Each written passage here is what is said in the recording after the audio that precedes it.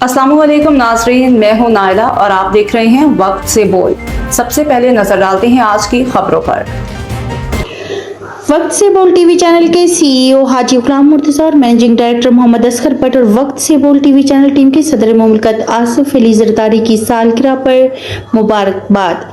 सदर मुमलिकत आसिफ अली ज़रदारी को सालगिरह पर दिली मुबारकबाद पेश करता हूँ, मोहम्मद असगर भट्ट।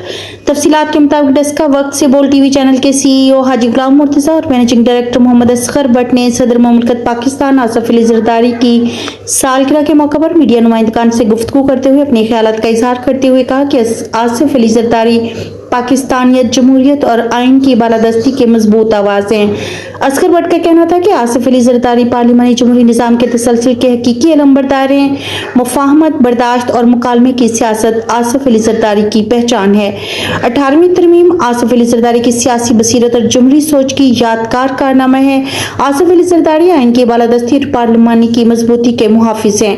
आसिफ अली ज़रदारी ने सियासी इख्तलाफ को दुश्मनी की बजाय मुफाहमत में तब्दील करने की रवायत कायम की। इनसे जमहूरियत के लिए साबित कदमी और इस्तिकामत की बेमिसाल कायम की है।